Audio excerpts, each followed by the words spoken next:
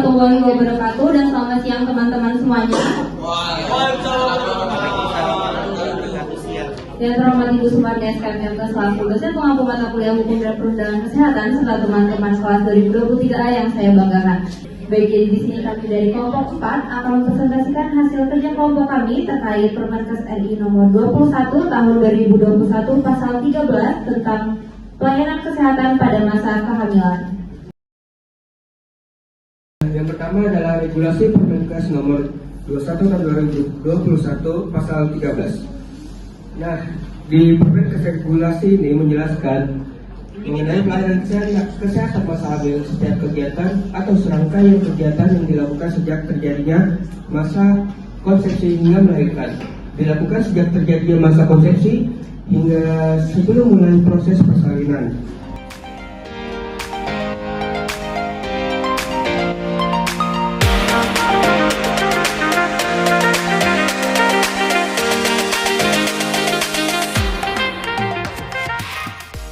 Baik, selanjutnya ada representasi dari program yang telah diterapkan mengacu pada Permenkes nomor 21 tahun 2021. Jadi untuk representasi ini kami mengambil satu jurnal mengenai implementasi program antenatal care 10T di Puskesmas Harwai. Nah, sampel yang diambil ini sebanyak 39 responden ibu hamil.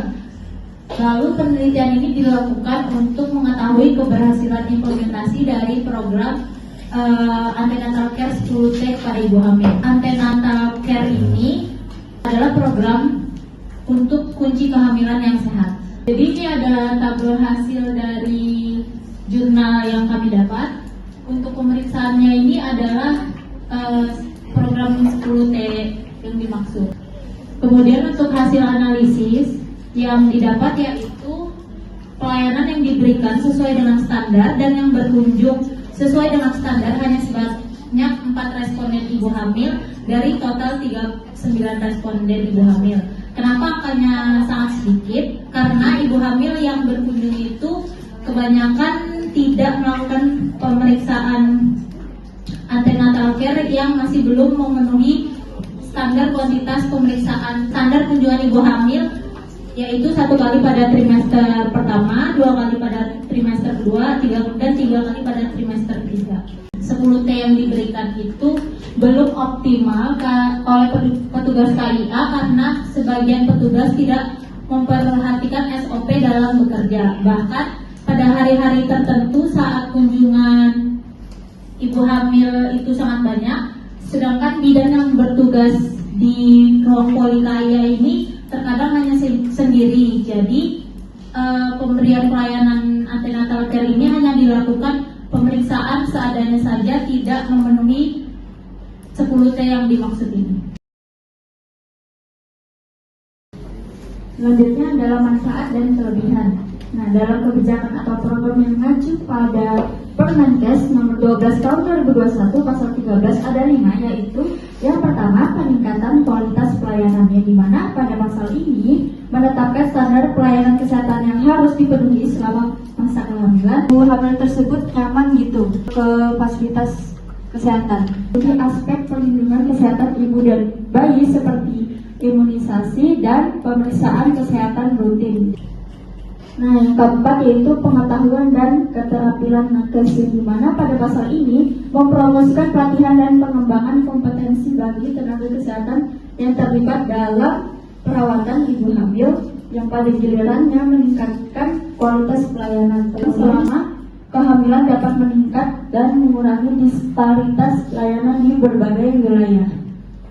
Selanjutnya akan dijelaskan oleh Emil. Selanjutnya, beberapa kekurangan yang menurut kami terdapat di dalam Peraturan Menteri Kesehatan Nomor 21 Tahun 2021 Pasal 13. Yang pertama itu belum mencakup semua aspek, dengan maksud seharusnya tidak hanya fasilitas pelayanan fisik yang menjadi fokus utamanya, tetapi ada juga kondisi kesehatan mereka yang harus diperhatikan.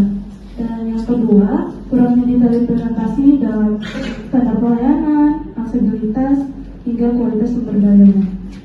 Dari Peraturan Menteri Kesehatan Nomor 21 Tahun 2021 Pasal 13 ini, saran yang dapat dijadikan sebagai acuan Yang pertama terutama kepada pihak pemerintahan, perlu adanya sosialisasi, dan yang terakhir dalam rangka menjaga hak kesehatan seksual bagi setiap individu, diperlukan dukungan lebih lanjut berupa layanan dan inklusif, serta pembekalan informasi yang memadai kepada masyarakat untuk mengurangi stigma dan misinformasi terkait kesehatan seksual.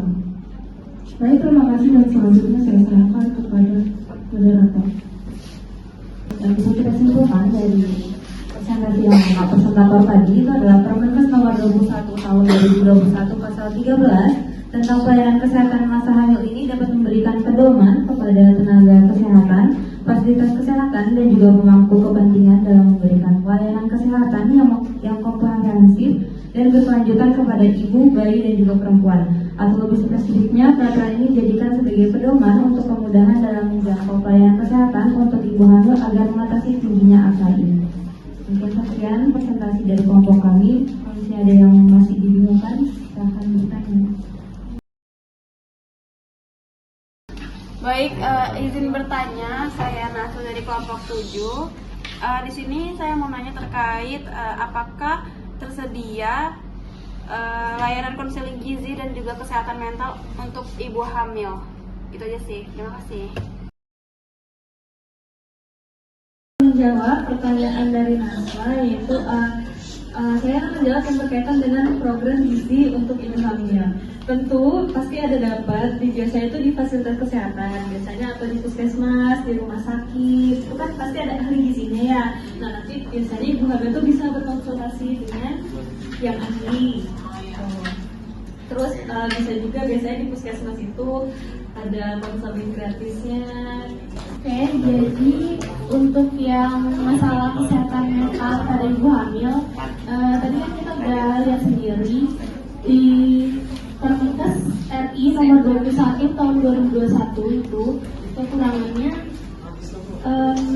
di sini hanya yang menjadi fokus utama adalah fasilitas pelayanan fisik. Namun untuk pelayanan kesehatan mental itu masih belum diperhatikan, masih kurang ya. Jadi mungkin ada tapi masih kurang.